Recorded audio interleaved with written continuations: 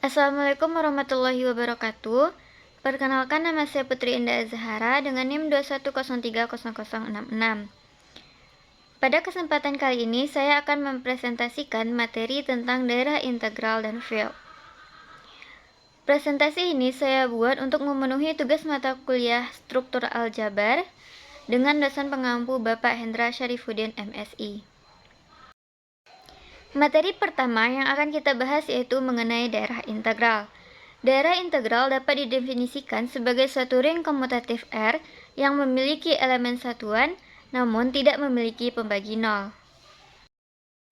Yang dimaksud dengan elemen pembagi nol di sini yaitu misalkan suatu elemen tak nol A dalam suatu ring dikatakan pembagi nol jika terdapat elemen tak nol B di ring R sehingga A dikali B menghasilkan nol.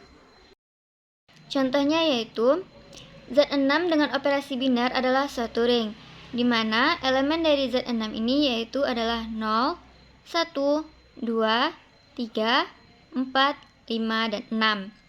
Selanjutnya, identitas dari operasi binar yaitu adalah 0. Misalnya kita ambil dua unsur yaitu 2 dan 3, yang mana kedua unsur ini tidaklah 0. Tetapi kalau dikalikan akan menghasilkan 0, di mana kita lihat bahwa 2 jika dikalikan dengan 3 akan menghasilkan 6, dan 6 modulo 6 yaitu adalah 0. Jadi, dapat kita simpulkan bahwa Z6 dengan operasi binar dengan identitas operasinya adalah 0 adalah suatu ring dengan pembagi 0. Selanjutnya yaitu kita masuk ke dalam teorema. Suatu R dengan operasi binar dikatakan ring tanpa pembagi 0 jika dan hanya jika hukum kanselasi berlaku pada ring tersebut. Buktinya yaitu, misalkan R dengan operasi binar adalah ring tanpa pembagi 0, dan misalkan A, B, dan C elemen R. Sedemikian sehingga A tidak sama dengan 1, dan A dikali B sama dengan A dikali C, berakibat B sama dengan C. Maka, A tidak sama dengan 1, dan A dikali B sama dengan A dikali C.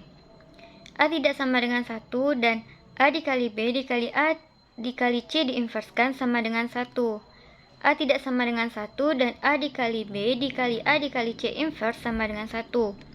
A tidak sama dengan 1 dan A dikali B dikali C inverse sama dengan 1. A tidak sama dengan 1 dan B dikali C inverse sama dengan 1. Hal ini berakibat B sama dengan C. Jadi kanselasi kiri dipenuhi pada ring tersebut. Demikian pula, misalkan A tidak sama dengan 1, dan B dikali A sama dengan C dikali A berakibat B sama dengan C. Maka, A tidak sama dengan 1, dan B dikali A sama dengan C dikali A. A tidak sama dengan 1, dan B kali A dikali C kali A diinverskan sama dengan 1. A tidak sama dengan 1, dan B dikali A dikali C inverse dikali A sama dengan 1. A tidak sama dengan 1 dan B dikali C inverse dikali A sama dengan 1. A tidak sama dengan 1 dan B dikali C inverse sama dengan 1. Hal ini berakibat B sama dengan C. Jadi kanselasi kanan dipenuhi pada ring tersebut. Karena kanselasi kiri dan kanselasi kanan dipenuhi pada R dengan operasi binar, maka R dengan operasi binar adalah pembagi 0. Contohnya yaitu diketahui Z3 dengan operasi binar perkalian adalah ring komutatif. Tunjukkan bahwa ring Z3 dengan operasi perkalian merupakan ring tanpa pembagi 0. Kita tahu bahwa elemen dari Z3 adalah 0, 1, dan 2. Dan dari tabel di samping dapat kita lihat bahwa jika A dikali B sama dengan 0, selalu diperoleh jika A sama dengan 0 atau B sama dengan 0. Di mana 0 merupakan identitas operasi pertama. Jadi hal ini bertentangan dengan definisi dari pembagi 0, sehingga dapat kita simpulkan bahwa Z3 dengan operasi perkalian adalah ring komutatif tanpa pembagi 0. Selanjutnya yaitu syarat-syarat dari suatu ring dikatakan bahwa dia merupakan daerah integral. Misalkan R dengan operasi binar penjumlahan dan perkalian adalah suatu ring. Maka R adalah daerah integral apabila memenuhi aksioma-aksioma berikut. Yang pertama yaitu R merupakan ring komutatif. Hal ini diantaranya yaitu ring dengan operasi penjumlahan merupakan grup abelian. Syarat dari grup abelian yaitu R dengan penjumlahan harus bersifat tertutup, komutatif, asosiatif, memiliki elemen identitas, dan memiliki elemen inverse. Selanjutnya yaitu R dengan operasi perkalian bersifat tertutup, bersifat asosiatif, dan bersifat distributif. Baik distributif kiri di mana untuk setiap A, B, C elemen R, maka terdapat A dikali B ditambah C sama dengan A dikali B ditambah A dikali C, dan distributif kanan di mana untuk setiap A, B, C elemen R terdapat A tambah B dikali C sama dengan A dikali C ditambah B dikali C. Selanjutnya yaitu R dengan operasi perkalian bersifat komutatif. Syarat yang kedua yaitu R merupakan suatu ring satuan. Dan yang ketiga, R tidak memiliki elemen pembagi nol. Selanjutnya kita akan mengetahui yaitu sifat-sifat dari daerah integral. Yang pertama yaitu definisinya. Dari definisi dapat kita lihat bahwa misalkan R adalah sebuah ring, hukum pembatalan berlaku di R jika untuk semua R ST elemen R sedemikian sehingga T tidak sama dengan 0. Jika TR sama dengan TS maka R sama dengan S. Selanjutnya yaitu lemma yang pertama.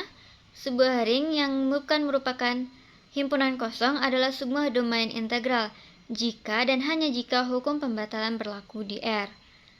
Yang kedua, lemma yang kedua yaitu misalkan R adalah sebuah domain integral, kemudian jika F dan G elemen Rx keduanya tidak 0, maka Fg tidak sama dengan 0 dan derajat Fg sama dengan derajat F ditambah derajat G. Selanjutnya yaitu teorema-teorema yang terdapat dalam domain integral. Teorema yang pertama yaitu setiap field merupakan daerah integral. Hal ini dapat kita lihat dari pembuktian bahwa misalkan F adalah field dan A sembarang elemen tak 0 di F. Misalkan berlaku A, B sama dengan 0 untuk suatu B elemen F, karena A tidak sama dengan 0 maka A adalah suatu unit di F. Sehingga diperoleh B sama dengan 1, B sama dengan A inverse A dikali B sama dengan A inverse dikali AB sama dengan A inverse dikali 0 sama dengan 0. Karena itu, setiap elemen tak 0 di F tidak mungkin merupakan pembagi 0. Jadi, F adalah daerah integral. Teorema yang kedua yaitu setiap daerah integral hingga merupakan field. Hal ini dapat kita buktikan dengan misalkan D daerah integral hingga dengan orde n, yaitu D sama dengan A1, A2 hingga AN. Misalkan A sebarang elemen tak 0 di D, akan ditunjukkan N bahwa A suatu unit di D. Untuk indeks I tidak sama dengan J, tidak mungkin AAI sama dengan AAJ, karena D berlaku hukum kanselasi. Jadi, D sama dengan AAI, AAJ hingga AAN. Karena terdapat suatu indeks K, sehingga AAK sama dengan 1. Jadi, A unit di D, karena D itu adalah suatu field. Selanjutnya kita masuk ke dalam contoh soal. Yaitu buktikan bahwa ring D dengan elemen 0, 1, 2, 3 hingga P kurang 1 terhadap operasi penjumlahan dan perkalian modulo P adalah suatu daerah integral, jika dan hanya jika P adalah bilangan prima. Jadi, yang pertama, dari itu dapat kita buktikan bahwa D adalah suatu daerah integral. Ambil sebarang A, B elemen D sedemikian, sehingga A dikali B sama dengan 0. Module 0 ini merupakan hasil dari modulo P. Maka A sama dengan 0 atau B sama dengan 0. Hal ini menunjukkan bahwa D tidak memuat pembagi 0. Telah jelas juga bahwa D adalah ring komutatif dengan elemen satuan yaitu 1, sehingga D adalah daerah integral. Selanjutnya yaitu akan kita buktikan bahwa P adalah suatu bilangan prima. Misalkan P bukan bilangan prima, maka P sama dengan M kali N. Dengan M dan N adalah bilangan bulat dan 1 kecil dari M dan kecil dari P dan N besar dari 1 kecil dari P. Maka dapat kita ketahui bahwa P sama dengan 0 modulo P, maka M kali N sama dengan N modulo maka M kali N sama dengan 0 dengan M sama dengan 0 atau N sama dengan 0. Hal ini menunjukkan bahwa D memuat pembagi 0. sehingga D bukan daerah integral. Dari pengandaian bahwa jika P bukan bilangan prima, maka D bukan daerah integral. Maka pengandaian ini salah. Seharusnya P adalah bilangan prima. Jadi terbukti bahwa D adalah suatu daerah integral jika dan hanya jika P suatu bilangan prima. Contoh soal selanjutnya yaitu diketahui S adalah dengan elemen A, B, C, D, E, F, dan G dan H dengan operasi penjumlahan dan perkalian yang didefinisikan sebagai berikut. Yang mana dapat kita perhatikan dalam tabel ini adalah hasil dari operasi terhadap penjumlahan dan perkaliannya. Selanjutnya yaitu dari tabel tersebut dapat kita amati bahwa S terhadap operasi penjumlahan dan perkalian ring yaitu yang pertama, S tertutup terhadap operasi penjumlahan membentuk struktur grup abelian.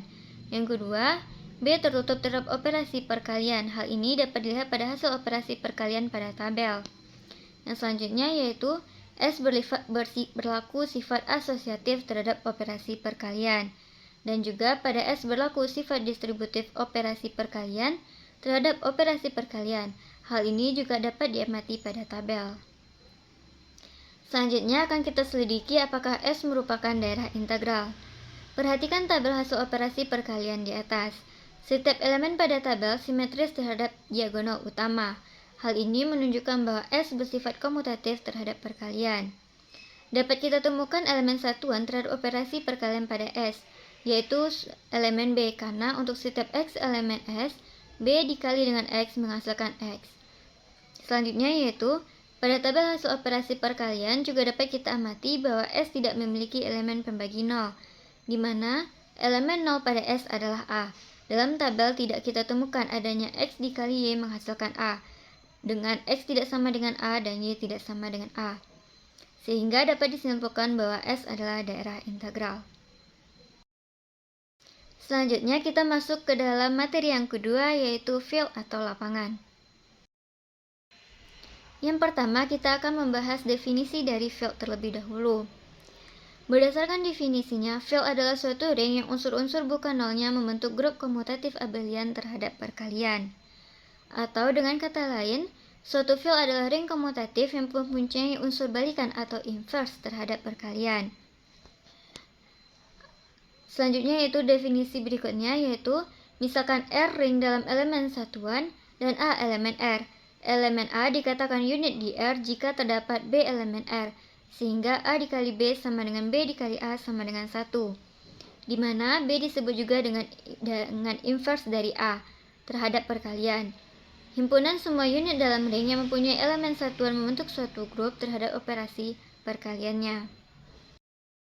Dari definisi yang telah kita sebutkan tadi, dapat disimpulkan bahwa suatu struktur aljabar dengan dua operasi biner dikatakan field bila yang pertama, R dengan operasi penjumlahan merupakan suatu grup komutatif, yang kedua, R dengan operasi perkalian merupakan suatu grup komutatif, dan yang ketiga, berlakunya distributif perkalian terhadap penjumlahan.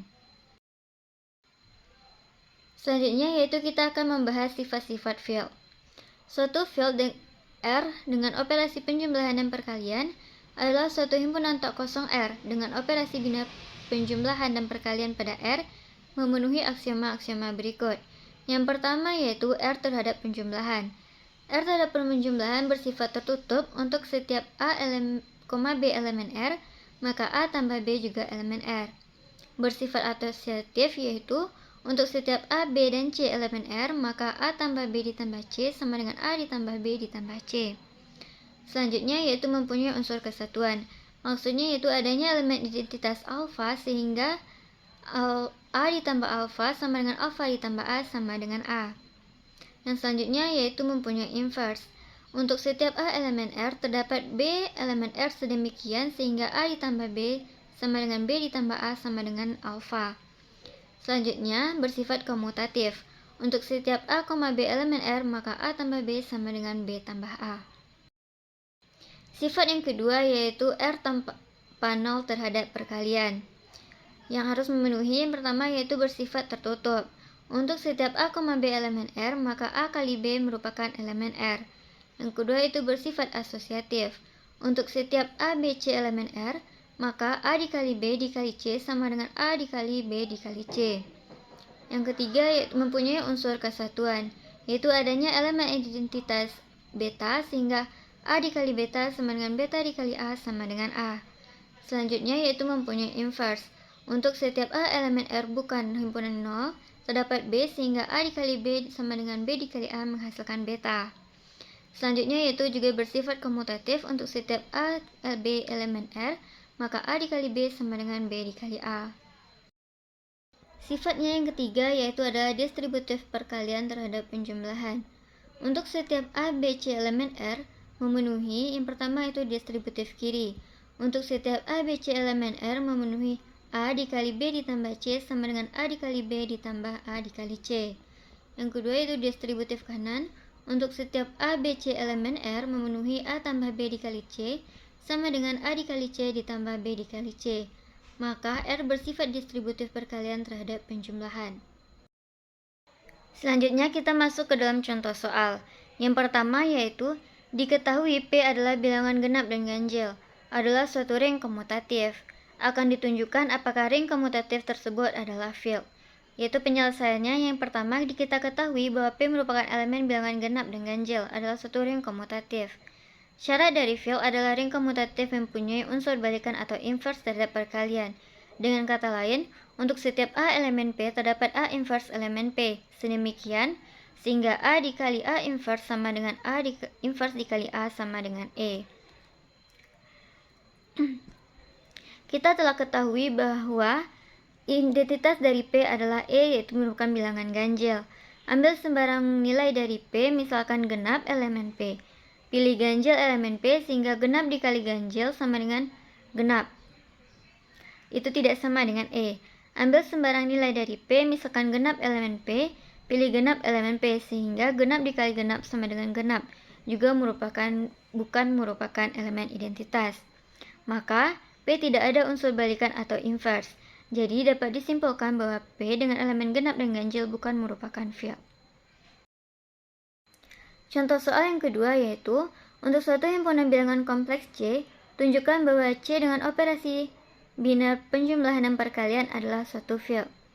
Penyelesaiannya, misalkan Z1, Z2, Z3 elemen dari C, dengan Z1 sama dengan A1 tambah B1I, dan Z2 sama dengan A2 tambah B2I, Z3 sama dengan A3 B3I, untuk A, B elemen R, dan I sama dengan akar min 1.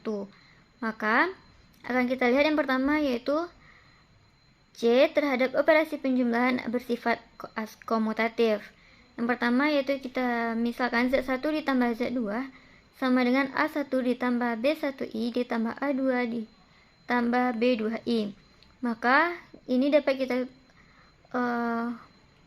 balikan menjadi atau dapat kita faktorkan menjadi A2 tambah B2I ditambah A1 tambah B1I, maka dapat menghasilkan Z2 tambah Z1. Maka C dengan operasi penjumlahan bersifat komutatif. Selanjutnya yaitu C dengan operasi penjumlahan bersifat asosiatif. Kita misalkan Z1 ditambah Z2 ditambah Z3, di mana Z1 ditambah Z2 menghasilkan A1 tambah B1I ditambah A2 tambah B2I yaitu ditambah dengan Z3 yaitu A3 ditambah B3I. Selanjutnya juga dapat kita faktorkan atau kita berlakukan hukum asosiatif dan juga berlaku hukum asosiatif. Selanjutnya yaitu terdapatnya elemen 0 ditambah 0i elemen C, sehingga atau bisa juga kita bilang ini merupakan terdapatnya elemen identitas. Kita misalkan elemen identitas ini dengan 0 ditambah 0i, maka elemen identitas ditambah Z1 menghasilkan tetap Z1, sehingga benar bahwa C dengan operasi penjumlahan memiliki elemen identitas. Selanjutnya yaitu kita buktikan bahwa C dengan operasi penjumlahan memiliki elemen inverse. Misalkan negatif Z1 sama dengan min A1 dikurang B1I elemen C, sehingga Z1 ditambah negatif Z1, maka A1 ditambah B1I ditambah negatif A1 dikurang B1I sama dengan negatif A1 dikurang B1I ditambah A1 ditambah B1I, maka dapat kita lihat bahwa negatif A1 ditambah A1 ditambah negatif B1I ditambah B1 menghasilkan 0. Sehingga dapat dilihat bahwa C dengan operasi penjumlahan juga memiliki inverse. Selanjutnya yaitu bersifat komutatif terhadap perkalian. Kita ambil Z1 dikali Z2, maka A1 ditambah B1I dikali A2 ditambah B2I dapat kita rubah bentuknya menjadi A2 ditambah B2I dikali A1 tambah B1I atau dengan Z2 dikali Z1 sehingga memenuhi sifat komutatif. Selanjutnya yaitu C dengan operasi perkalian memenuhi sifat asosiatif, yaitu kita misalkan Z1 dikali Z2 dan dikali dengan Z3. Dengan menggunakan sifat asosiatif, maka juga dapat dibuktikan bahwa C dengan operasi perkalian memenuhi sifat asosiatif. Selanjutnya yaitu adanya elemen identitas dalam C dengan operasi perkalian. Kita misalkan bahwa 1 merupakan elemen identitasnya yaitu 1 ditambah 0I elemen C. Sehingga 1 dikali Z1 menghasilkan 1 ditambah 0I dikali A1 ditambah B1I, maka menghasilkan A1 ditambah B1I dikali 1 ditambah 0I, maka menghasilkan A1 ditambah 0 ditambah B1I ditambah 0I, maka menghasilkan A1I tambah B1I, yang mana juga menghasilkan Z1, sehingga terbukti bahwa C dengan operasi perkalian memiliki elemen inverse. Memiliki elemen identitas. Selanjutnya yaitu kita akan menguji sifat inverse untuk operasi perkalian. Namun sebelumnya kita identifikasi inverse untuk bilangan kompleks, yaitu misalkan Z inverse sama dengan X tambah YI, maka Z dikali Z inverse sama dengan 1. Atau bisa juga A ditambah BI dikali X tambah YI sama dengan 1 ditambah 0I, yaitu AX dikurang BY ditambah BX tambah AY sama dengan 1 ditambah 0I. Dari persamaan terakhir diasumsikan sistem persamaan dua variabel X dan Y dengan koefisien A dan B, sehingga AX dikurang BY sama dengan 1 dan BX ditambah AY sama dengan 0. Hal ini menghasilkan X sama dengan A per A kuadrat tambah B kuadrat dan Y sama dengan negatif B per A kuadrat tambah B kuadrat.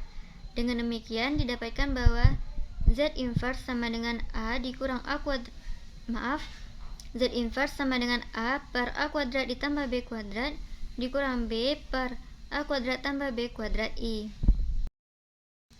Dengan telah didapatkannya Z inverse tadi, maka selanjutnya akan kita buktikan bahwa C dengan operasi perkalian memiliki inverse, sehingga Z1 dikali Z inverse yaitu A1 ditambah B1I dikali A1 per A1 kuadrat tambah B1 kuadrat dikurang B1 per A1 kuadrat tambah B1 kuadrat I, dan akhirnya menghasilkan 1, sehingga terbukti bahwa C dengan operasi perkalian memiliki inverse. Selanjutnya yaitu distributif.